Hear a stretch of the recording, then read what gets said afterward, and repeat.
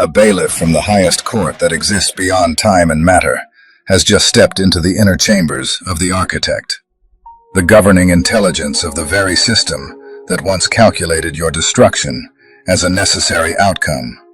And without ceremony, without negotiation, without hesitation, he placed a massive file onto the desk. The sound of it landing was not subtle. It did not echo politely. It reverberated through dimensions, through timelines, through unseen corridors of the spirit realm, because that sound marked a first. For the first time in the recorded history of your existence, a ruling has been issued that cannot be appealed, delayed, minimized, or rewritten.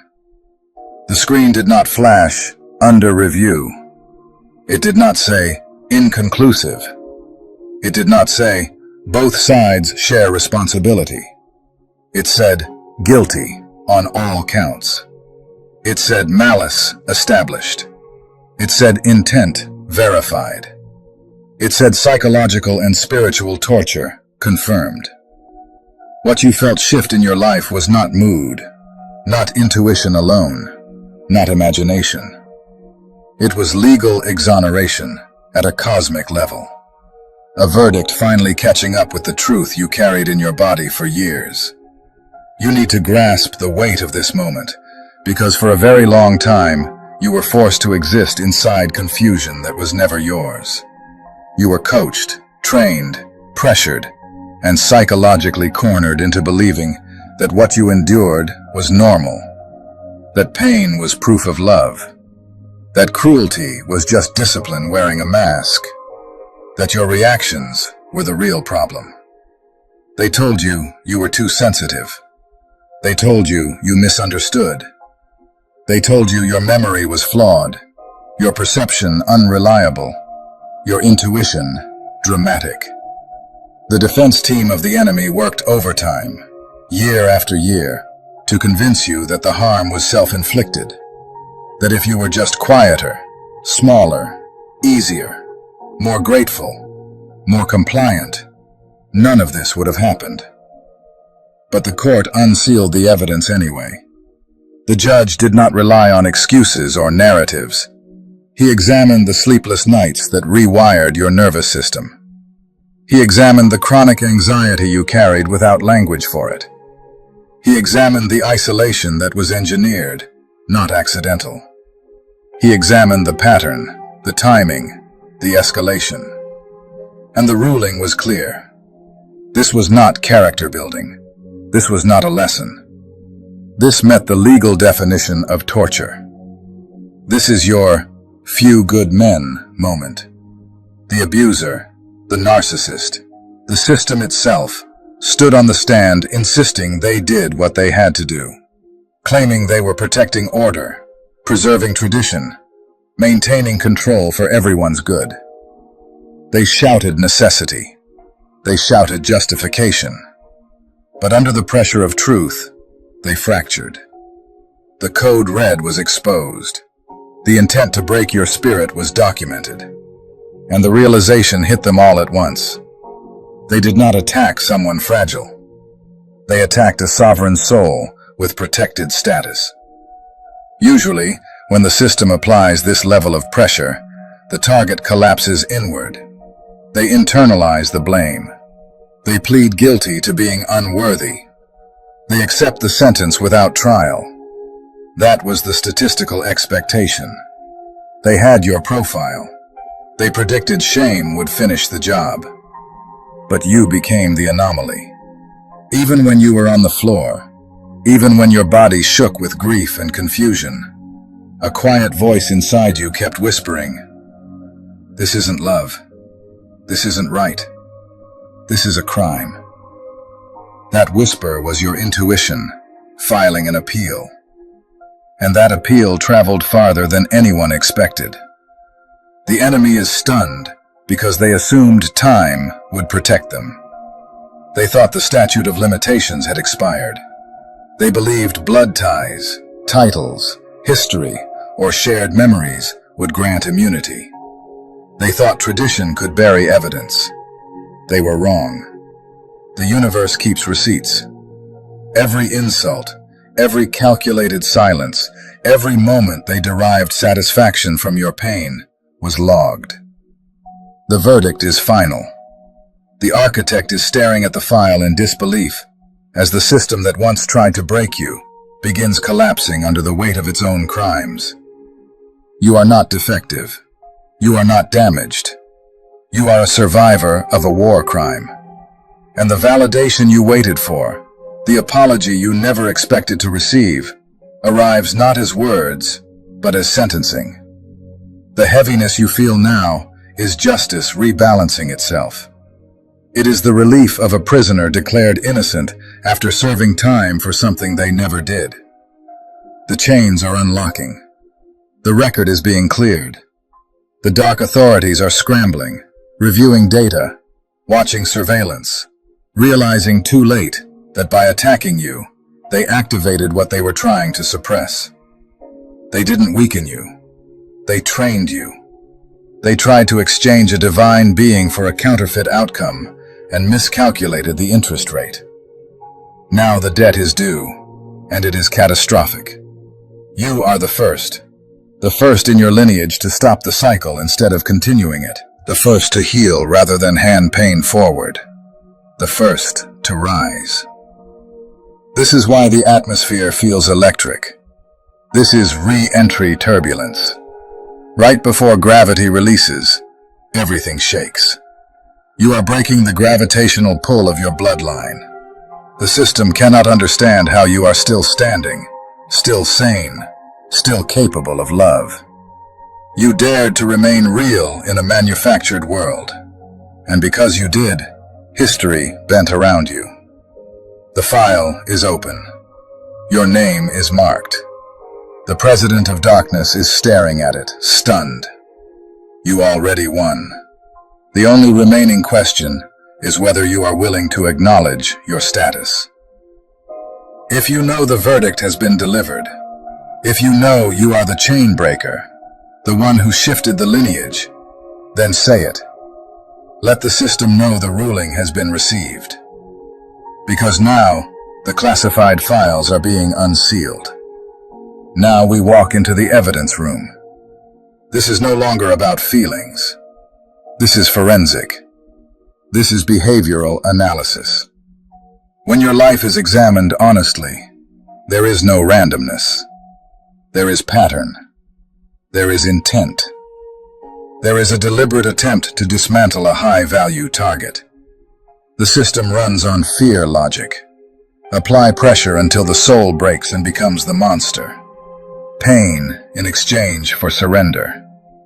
But you ruined the experiment. They attacked because you carried something they lacked.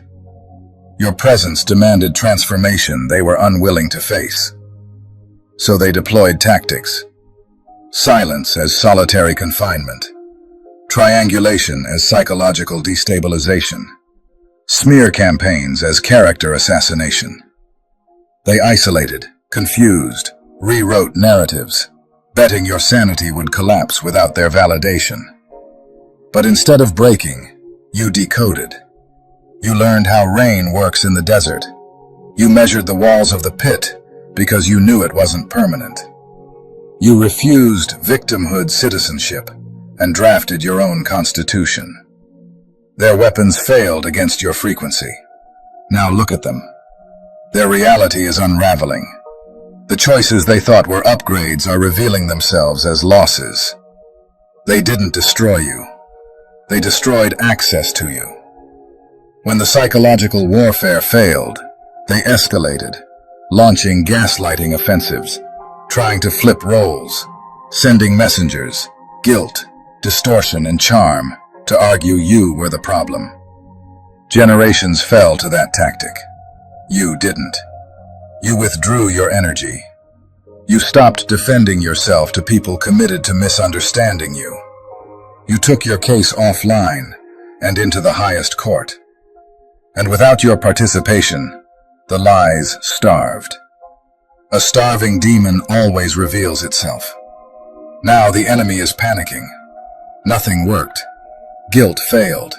Confusion failed. Discrediting failed. Why? because you claimed immunity from their lies. You trusted your intuition as admissible evidence. You became something new, a warrior who doesn't fight deception, but outgrows it. You entered the forbidden zone of truth without permission, and established a baseline they cannot alter. And now we arrive at sentencing. This is not about being right. This is about justice. In the physical world, you may be sitting quietly somewhere. In the spiritual realm, the bailiff has called the room to order. The universe is broadcasting a message to every entity attached to your name. Maximum security. You are no longer the defendant. You are the witness, the one who survived, the one who spoke, the one who demanded justice from a world that tried to erase you. And now that world has no choice but to listen. The dread you feel in the enemy's camp is real. The era of silence is over. You see, in the hierarchy of spiritual law, there is no such thing as escaping consequence forever. No matter how clever the defense, no matter how loud the denial, no matter how long the delay. Because truth may move slowly, but it never forgets its destination. And that is why this moment feels so final, so irreversible, so sealed in eternity. The verdict has already been issued, and whether they rage against it or pretend it never happened makes no difference now. Because once judgment is rendered at this level, the sentence must be served. Your enemies, the ones who betrayed you behind closed doors while smiling in public, the ones who gossiped to poison rooms you weren't in, the ones who quietly tried to block your progress while calling it concern, are suddenly realizing they are no longer dealing with a wounded victim they can intimidate or manipulate. They are dealing with a plaintiff who won the case, a survivor whose name is now stamped with authority. A restraining order has been issued in the spiritual realm itself, and the darkness that once circled you freely has been commanded to stand down. The enforcers of the old matrix, the systems that specialized in obstruction and delay, have been ordered to lower their weapons, and the obstacles that once felt immovable are being escorted out by the marshals of destiny, one by one. The architect who oversaw your confinement is standing there stunned, cuffs clicking shut, because this is the moment he never planned for, the moment every tyrant secretly fears. This is the scene where the warden walks into the cell, expecting to find you broken, compliant, still begging for scraps of mercy, and instead, he finds emptiness. He tears down the poster of compliance you pinned up just to survive, the mask of obedience you wore to stay alive, and behind it, he sees the tunnel. A narrow, patient tunnel, carved not with power or privilege, but with persistence. You dug it with a spoon. You dug it through the concrete of depression that tried to convince you there was no exit. You dug it through the bedrock of trauma that told you this was all you would ever be. You crawled through the sewage of lies, projections, distortions, and false narratives, through the stench of everything they said you were. And you emerged on the other side, clean, breathing, standing in the rain with your arms open, washed, unowned, finally free. And when you turn back and look at the prison, you realize something sobering and profound. The people who tried to keep you locked inside are the ones who are trapped now. They are trapped in bitterness that eats them alive. They are trapped in the solitary confinement of their own inability to love, grow, or evolve. They thought they were the guards, but they are the lifers. They are serving a life sentence in a reality that no longer has access to your light. This is not chaos. This is a peaceful transfer of power. You didn't steal anything.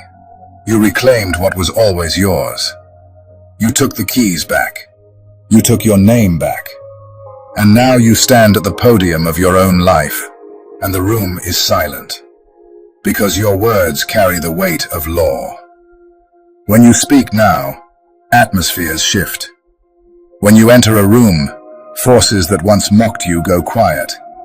Not because you are loud or aggressive, but because they recognize the seal, the authorization, the scars that serve as credentials. This is why they keep their distance now. It isn't indifference. It's fear of violating parole. They know that touching you again comes with consequences they can no longer afford. You are protected property now. And because you are the first, you are the standard. You set the tone. You raise the bar. The state of your inner union is strong because you are strong. The panic they felt wasn't about losing you. It was about realizing they were on the wrong side of the bars. They bet against the escape artist. They campaigned against the victor.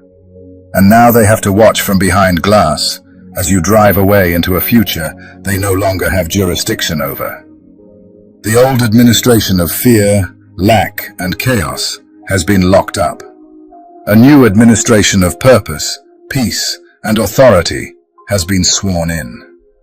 The architect stands in the empty cell, staring at the hole in the wall, forced to live with the ghost of your potential. Because he tried to stop you and failed. And now that failure is permanent. The shock has faded, the noise has died down, and what remains is the heavy realization that this is not a phase. Your healing is not temporary. Your freedom is not reversible. You crossed the border. You stabilized. You went from a number to a name, from property to sovereign, from inmate to founder. 50 years from now, your bloodline will point to this moment and say, this was the one who crawled through the river, the one who broke the wall, the one who dared when everyone else stayed silent. You impeached the old administration of trauma and ratified a new constitution of freedom. And now, your face is etched into the legacy of your lineage as the gold standard. The darkness cannot erase you. It cannot delete you. You shined too much light, caused too much disruption, did too much damage to the lies. Those who betrayed you are learning their place in history as well, realizing they will only ever be remembered as footnotes, as resistance training, as the pressure that forged the steel. They tried to bury you and became the soil. They tried to break you and became the hammer. Being the first is painful, lonely, and costly, because the one who breaks the bars absorbs the impact so others can walk through the open door. And you did exactly that. The gate is open now, and all that remains is your declaration. You are no longer an inmate. You are no longer negotiating with a prison you escaped. You are the heir, and the era of permission is over. And because the era of permission is over, what comes next is not chaos, but jurisdiction. Not wandering, but dominion. Not reaction, but authorship. Because when someone escapes a prison this old, this engineered, this generational, the universe does not simply applaud and walk away. It reorganizes itself around the new authority that has emerged. You are no longer moving inside someone else's system, hoping for mercy or approval, or a gap to slip through. You are now standing on sovereign ground, and the ground itself recognizes you. This is the moment where the rules that once applied to you quietly stop working. The triggers that used to hook you no longer find purchase. The manipulations that once scrambled your mind now sound like static. The threats that once felt intimidating now feel hollow, almost embarrassing, because they are coming from a jurisdiction that no longer has legal standing over your life. This is why things feel strangely calm, even as everything changes. This is why doors are opening without force. This is why conversations end faster, conflicts dissolve quicker, and certain people simply disappear from your orbit without explanation. It is not coincidence. It is enforcement. You are now operating under a different law, One that does not require you to prove your worth, explain your boundaries, or justify your peace. The system that once demanded your compliance has lost its authority to question you. The old scripts cannot be rerun because the actor they were written for no longer exists. The version of you that doubted, over-explained, apologized for existing, or tried to earn safety has been legally retired. When the darkness goes looking for you, it keeps knocking on addresses that no longer belong to you. It keeps calling numbers that have been disconnected. It keeps sending messages in a language you no longer speak. And this is what terrifies them most. Not your strength, not your clarity, but your absence from the game they spent years mastering. You did not beat them by becoming louder, or harder, or crueler. You beat them by becoming unavailable to their logic. Now you are stepping into the quiet power that comes after survival. The kind of power that does not need witnesses to be real. The kind of authority that does not announce itself, but is immediately felt. This is where your life begins to feel less like a battlefield and more like a headquarters. You are no longer scanning for danger. You are making decisions. You are no longer bracing for impact. You are building.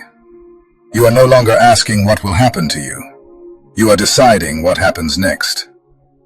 And this is why the universe trusts you with more now. Not as a reward, but as a responsibility. Because you have proven that when pressure is applied, you do not become the weapon of the system. You become its exception. From this point forward, your presence becomes disruptive to false structures simply by existing. You do not have to confront lies. Truth does that automatically. You do not have to expose manipulation. Clarity dissolves it. You do not have to seek revenge. Justice has already moved. The weight you feel lifting is not just emotional relief. It is the removal of a sentence you never deserved. And the strength you feel settling in is not arrogance, it is alignment. This is the posture of someone who knows they are no longer on trial. This is the walk of someone whose name has already been cleared in every realm that matters. And now, before we move forward, we seal this moment in prayer. Father God, source of all justice, truth, and restoration, we come before you with humility and gratitude, acknowledging that it was your hand that sustained us when we were too tired to stand, your wisdom that whispered truth when lies surrounded us, and your power that broke chains we could not break ourselves. Thank you for being the defender when no one believed us, the witness when our voice was silenced, and the judge who saw every hidden tear, every sleepless night, every quiet act of endurance. We ask that you complete the work you have begun, that you guard this freedom with peace, that you establish this new season with clarity, provision, and unshakable faith. Heal what still aches, restore what was taken, and let the legacy of this breakthrough bless generations we may never meet. We surrender the past, we receive the future, and we walk forward knowing the verdict has already been decided in our favor. Amen.